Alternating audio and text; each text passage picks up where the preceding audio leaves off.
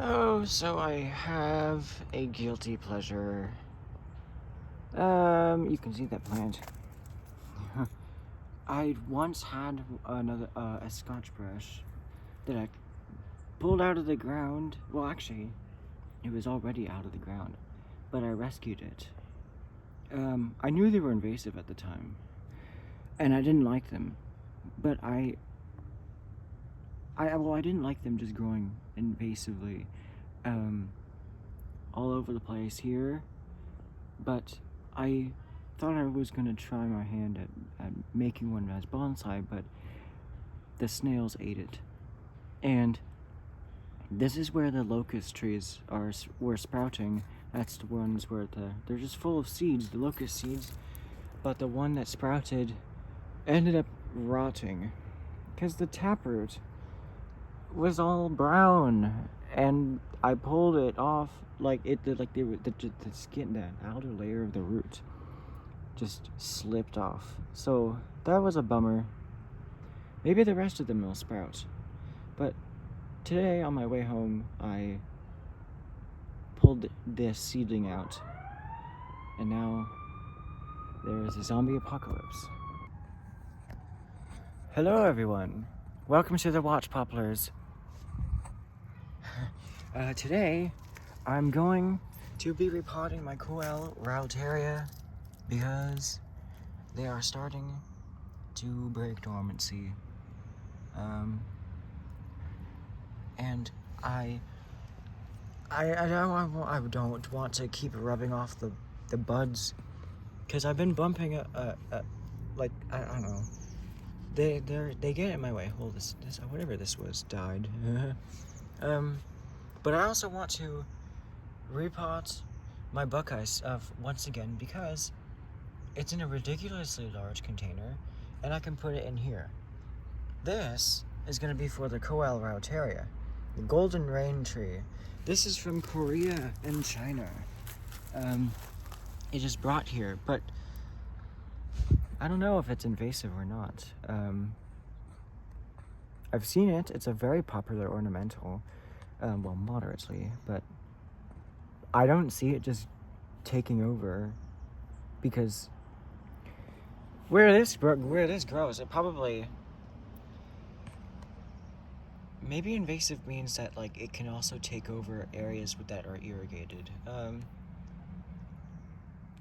I don't know. That brings a really bright thought to my mind. We should make a plant. Well, we should introduce a plant into a golf course so that it could take over the golf course. They had to keep mowing it down. Gosh, no, just let it grow. You don't need golf here.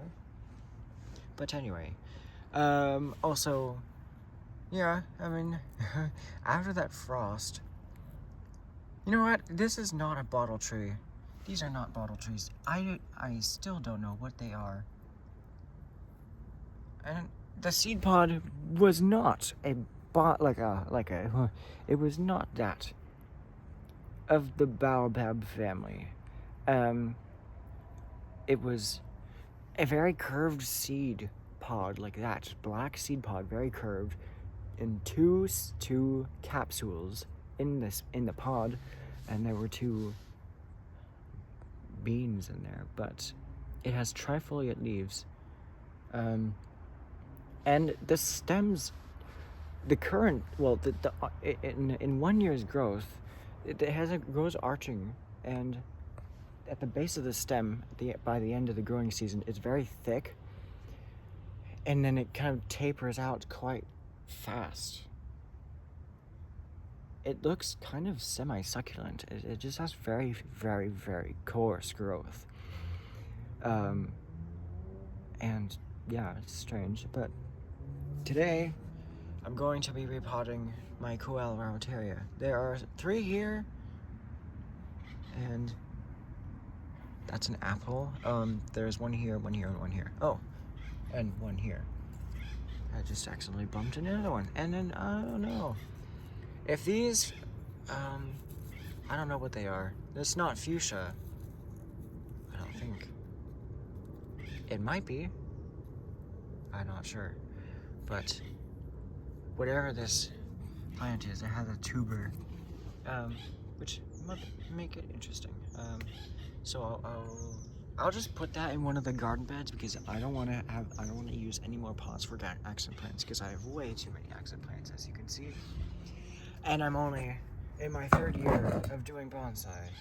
But I have my branch pruners in case there's some large roots in there that are too thick for my scissors, which are these. I'm just doing a tool review. And then this is a hybrid of tweezers and root rake, and I don't know what kind of pun I would make to make that sound like a scientific name. Genus of hybridized tools. How creative can I get? I don't know. But yeah, I'm gonna use the hybridized tool. That's the first thing I'll do. Now, this, for a good portion of the year, this was growing. The tray was on the ground. Hello. Open house. Yeah, on the 22nd. The 22nd. Of March. Yes. Did you want to go to that? Yes. Okay. You did last time. I was thinking you probably would want to do it again. Yes. Yes. And it's there at the campus or at the church there. Oh yes. Yeah. I Okay. would love to go. Okay. All right. That's all I needed to know. All right. Yes. There is an upcoming fundraiser at my school. I don't know if they have that in public schools, because I feel like they're already funded by the government, I guess. But anyway, I don't want to talk about the government, because you know where that leads. Yeah, I'm gonna just rake them all out. There are some large roots here. What is this? There's a big root here. And here. There's a nice big root. Yeah, but I gotta get it out. I gotta see what that is connected to. I think I'm going to end up getting these out as well. I can't plant them in my tundra because they're, oh my god, they're just so big. And I could add them to my accent plants, one of them. But it also look good in our yard. And there are some places that are, as in me and my mom, because we are the main gardeners in our family. There are some places where we don't really have any plants. And something like that would be nice. I don't know if they're wind dispersed or not, but if they are, I'll have to be careful because they're not native. This plant has very, very small flowers. They're very pink and they're in an inflorescence. They grow a big stem, well, a tall stem. And then there's a bright fuchsia colored, maybe these are fuchsia. No, they're not. They're not fuchsia, because fuchsia, they're a hummingbird pollinated flower, long and red. That is hummingbird. That is hummer pollination. So there. It looks kind of like the flowers of spirea, as far as I know. But it's not in the Rosaceae family of roses, rose and relatives, and plums and brambles. So yeah. But today, the main focus is Golden Rain. Golden? Oh god. Yeah, Golden Rain. My mind has been racing lately. For like the past few days, ever since my mom asked me what I want to do as a graduation trip, and I'm like, I want to go see the aspens in Colorado. I keep daydreaming about them. But I gotta focus. Now, this whole entire tray is a massive seed bank. There's a freaking walnut here that never germinated. Probably because I didn't take off the, wait, well, no. I just didn't scrape it. In fact, this walnut is probably still ripe. It's not spent. I just didn't rub off the case. And you can tell that that sounds like a rock. That's a freaking rock. But that's a shell. And I barely did any damage. That's where I was rubbing it. But we're not talking about the genus Juglans, the walnuts, and Juglandaceae. It's a very interesting word. That's probably my favorite scientific name, just for pronunciation purposes. It's just Juglans. Very first time I tried pronouncing it, it was a tongue twister.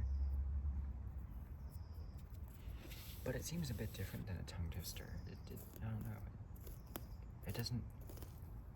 Juglans. I don't know. The GL makes it very difficult to pronounce.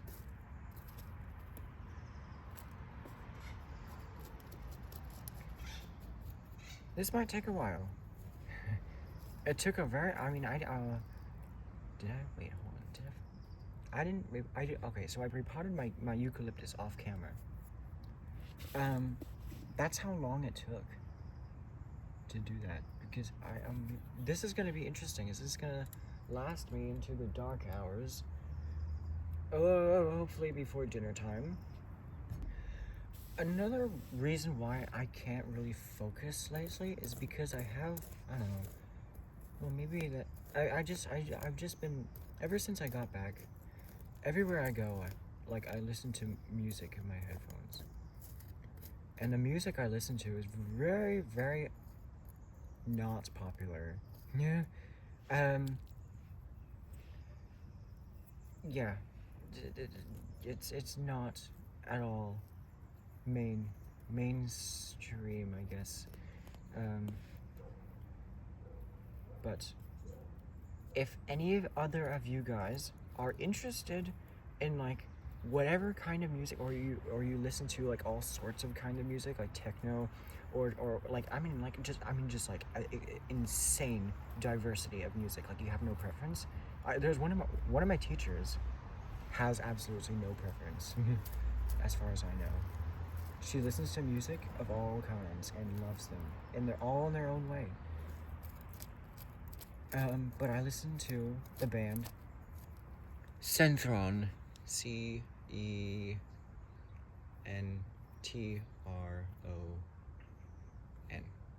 Did I say that right? No, I did not. CENTHRON. There.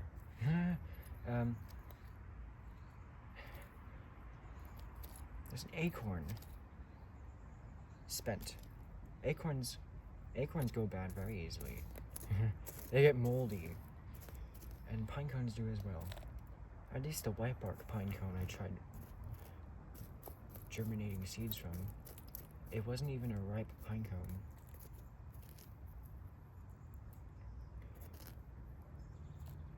But I tried. I wouldn't say I smuggled it from Yellowstone, I don't know. I was very curious. But, I don't know, I have too many trees to focus on already. And because it did not germinate, that's just one tree off the list. And what is this? Oh, that's the tip of one of the Coel Rauteria, which is the scientific name. Also, Centron is a cybergoth band, and I have the only other person I know who listens to cybergoth music is that teacher who listens to every every kind of music. She's heard of like most of the music I listen to, which is very surprising. I was like, finally. Maybe I can reuse this soil. That could, yeah, actually, yeah, you know, I could probably use a sifter or something. Find a sifter somewhere, wherever that would be. There's one, someday this is gonna have to be on its own. I mean, I'm sorry, but look at that. Look at this. How can that be in a forest? This is going to have to be in its own pot someday, but I don't have any room. So I will plant it. Well, I don't know. I don't want to plant, I want to plant it with the rest of them in this container here. The one with the buckeye is leafing out in. But I think before I unpause the video once more, I should get a few more trees out of the tray. Okay, hold on, but holy crap. How? Okay, I'm gonna pull this other one. No! Is wisteria drought tolerant? What on earth? I'm gonna take a picture of that. This wisteria. This is insane. That is wisteria. Maybe I get a spoiled. I get spoiled. Now I know what I'm in for when I'm repotting my wisteria. So here, I think, yeah, my wisteria is obviously a dicot, but you can see, I think this is where the two cots were, the cotyledons. There's a brack here and a brack here. It looks like they died back down here. There used to be kind of two cots, cotyledons growing here, and then the actual shoot grew here. Or am I wrong? No, I am right, because, yeah. Yeah, I don't know. Maybe it just doesn't grow a stem and then sprout the cots. Well, the cots don't sprout. They're the two halves of the seed. That is a crazy. Oh wow. I'm just kind of surprised. I have learned something new. That is wisteria.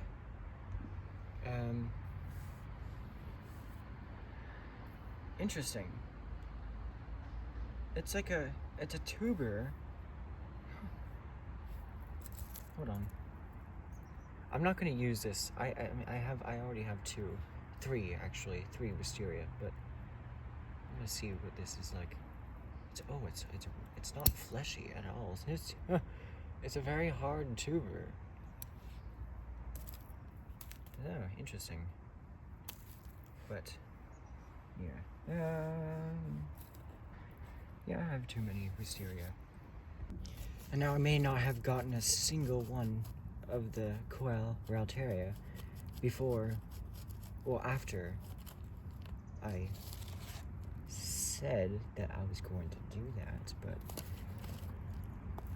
I just wanted to show you what I'm doing. Whenever things are changing, like the method I am using to get these out. Now I'm stumbling on my words because my legumes are sprouting. The quadrifoliate leaves are sprouting only like a week and a half after the frost. There are some very delicate leaves. There's one right in the middle of the screen. It's super tiny. It's a super tiny compound leaf.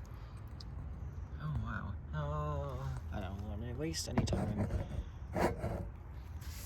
ranting. No, maybe I'm ranting. It's just I'm just so excited about growing these trees. I love these trees. I really love them. Not because, well, I mean, well, so far, I don't notice anything that, I mean, even Crime Pays Botany hasn't like, hasn't said anything against them or given a reason. Well, hasn't just, I don't know, he hasn't featured them yet on the channel, on CPBD. Crime Pays Botany does that, but anyway, that's just one of the botany YouTube channel idols I have. But yeah, hopefully they don't have a very bad reputation. Because at this point, I really love them. Because they get early fall colors. I mean, they're close to peaking in their fall colors by the end of October. And it's good to see some October fall color. Because, I don't know, autumn, it seems to last a very long time. There's always, it lasts until February technically, because it's still, autumn hasn't ended, but spring arrived in mid-January. They kind of mix, where there's some trees are blooming or breaking dormancy, and some still haven't lost every single one of their leaves. No, oh well. Beeches, the genus Fagus, which Fagus, not that slur, if you know what I mean, but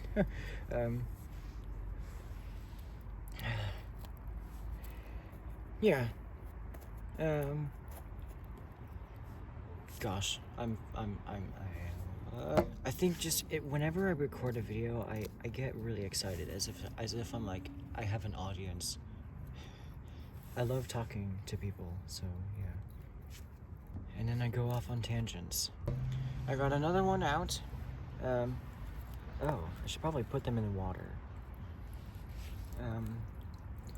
Keep them moist. All right, there. I'll go. Oh wait, that one's upside down. That one is upside down. Oh god. Then okay, I'll put some more water in here.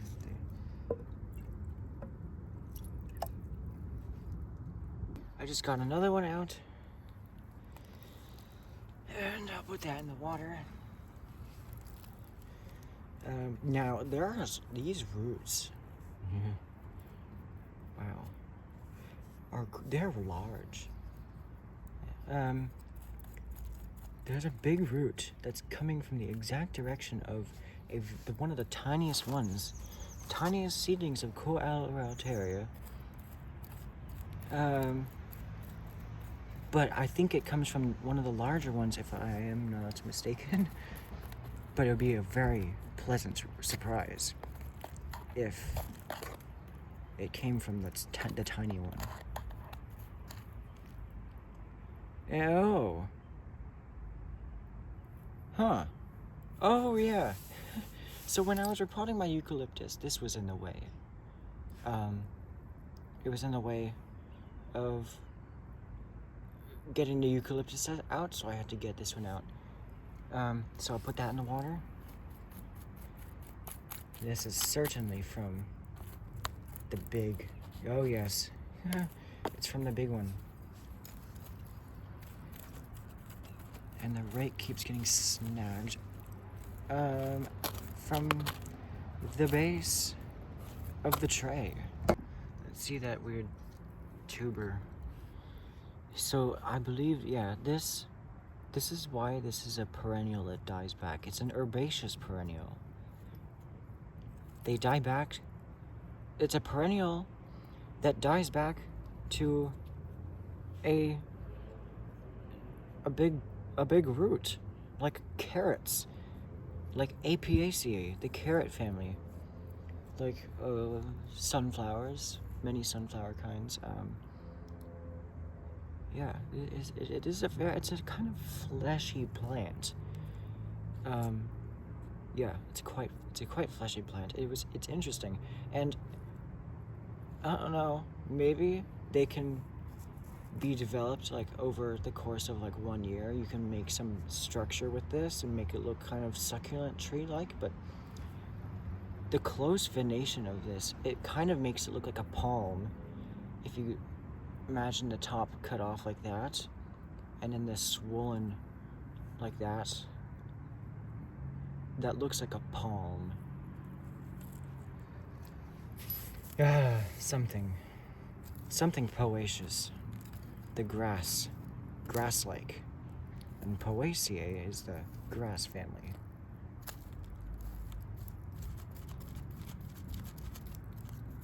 Wow. Oh, wow. That is a big root. Oh, yes. Either I can't find where the smallest one it was that I already root pruned, or it's somewhere stuck in the root system of one of the others that I have just pulled out. I'm thinking if I can't feel it at the bottom of the water, then it is out of the water. I'm going to do most of the root pruning off camera.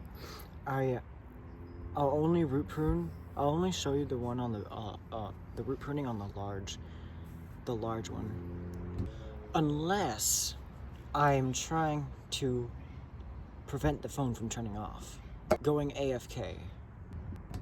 Now I'm working on the biggest one. This root system is so chaotic that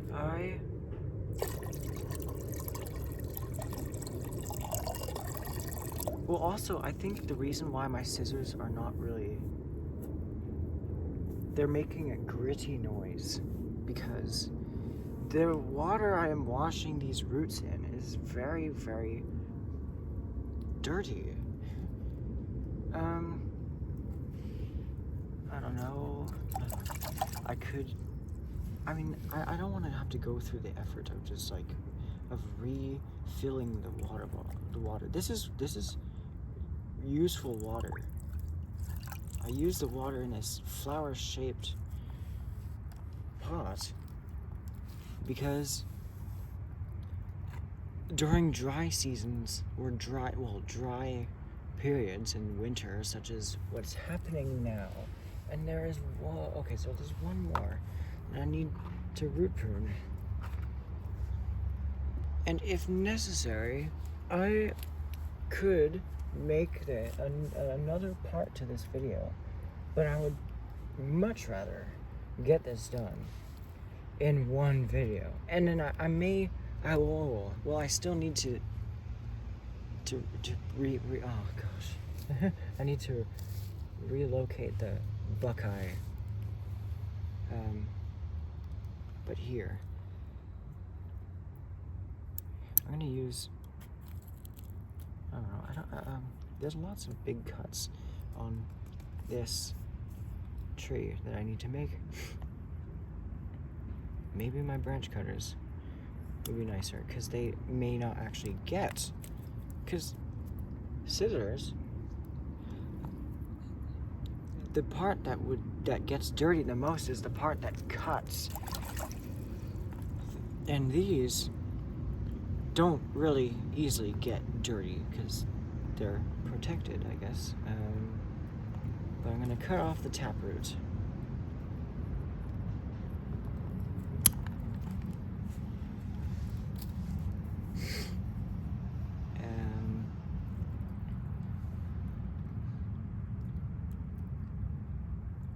Wow, there is large roots. Maybe, no wonder. No, I mean they have large pinnate leaves. That's probably one of the reasons why I've never ever heard of a Coelrautaria bonsai. But I've also maybe they have weird roots. There are roots in my tools.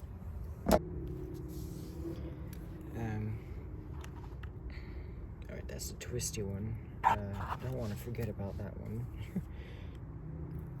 There's a big root here I can move. There's a sedge behind me. It's tickling my rear arm. But this root, how do I fix it? Are there roots that I can use? Well, I'll just prune it flat. How do I do this? There, I'll just prune it like this. See what roots come off. I'm making sure that I got that cut right. Alright, there.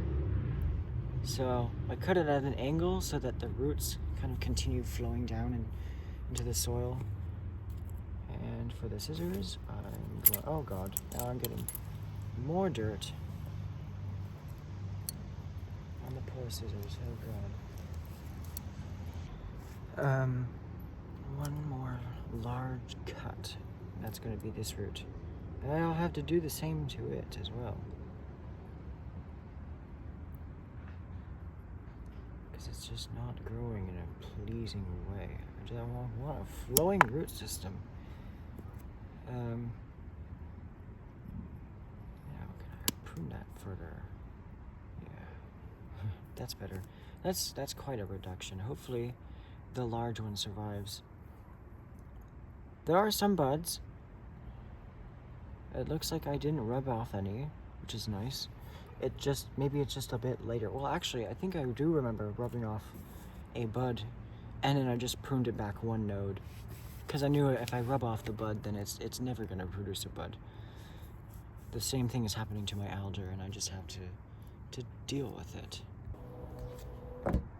So now, I'm going to relocate the buckeye. I gotta clean water. And my scissors.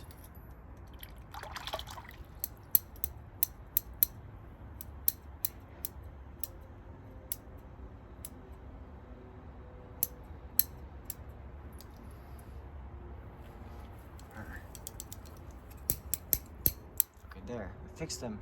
The buckeye is probably growing roots.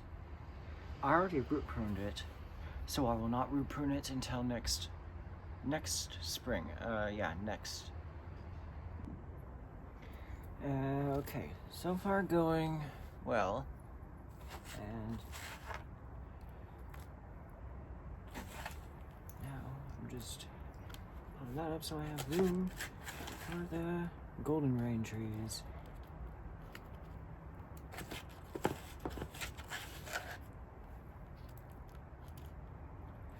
I think I'll let the water work its way make water work the soil into the roots, because I don't want to disturb the roots, and because this is not bonsai soil, the grain size does not affect, because I think this is just more because I don't want the tree to be disturbed. I could a little bit work the roots work the soil into the roots, but not very much, because I don't want to disturb the roots. I hope this buckeye reacts like nothing happened. I could put this over here, because now I'm working on this. I picked out all the roots, well, most of them. Obvious ones. It'd be good. I mean, even though it's kind of like, I don't know. I think the roots would like the particles of and stuff kind of filtering through the soil from the leaf cover, the duff on top of the soil, rather than getting probably less nutrients from a bunch of dying and rotting roots. Of course, not the roots themselves, but just root clippings. Alright. There's the one in the middle. That's where it's gonna be. Is it? I want to put it in the middle. So yeah, and now, or maybe I don't know. Now this, wait, which one is the, where is the biggest one? I think that's the biggest one. This can be root pruned more. I'm not arranging them artistically yet. But I just arranging them in a way so that they can each grow and have enough room to do so. This one can be pruned.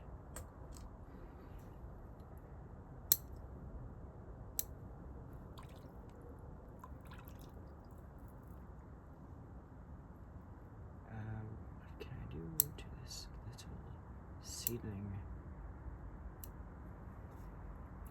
Oh god. I have to clean my scissors. That is all I'll do for that seedling. I'll put that there. It doesn't want to stand up. It has one-sided root system. But there is more soil next to me that I can use. I'm now picking the soil. I mean the roots out of the soil.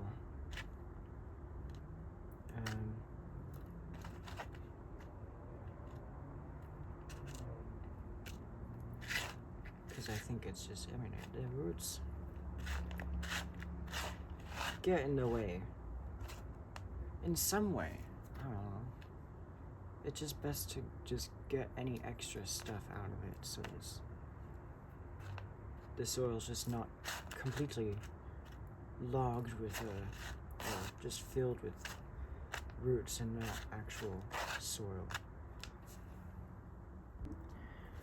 And now I will be working the soil into the roots.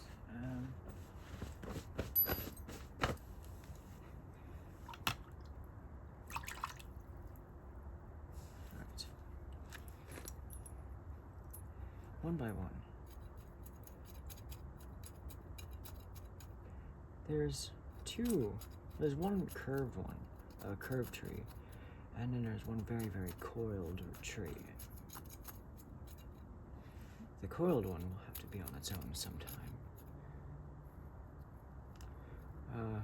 It's more, this one is very coiled, and I guess it's more like a coil Raltaria. Coil Raltaria.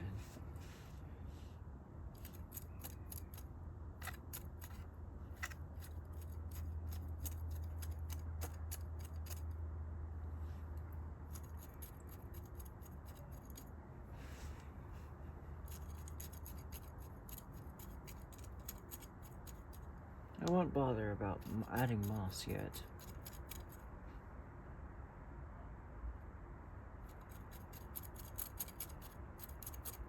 But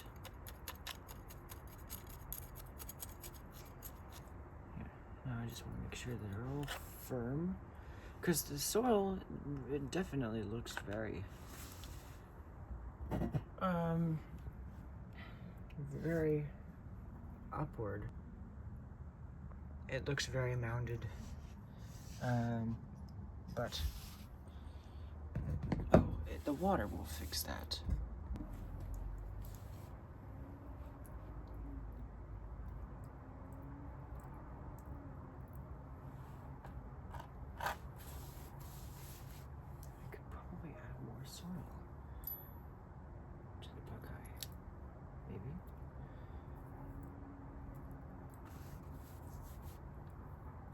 moss would pretty much act like soil.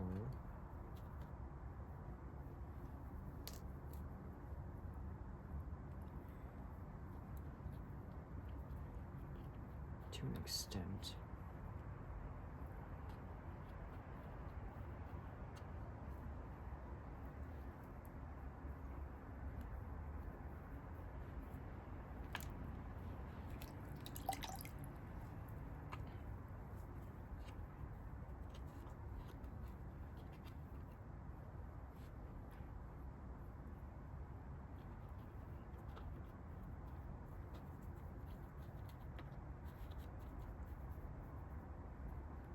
Alright, there's the buckeye.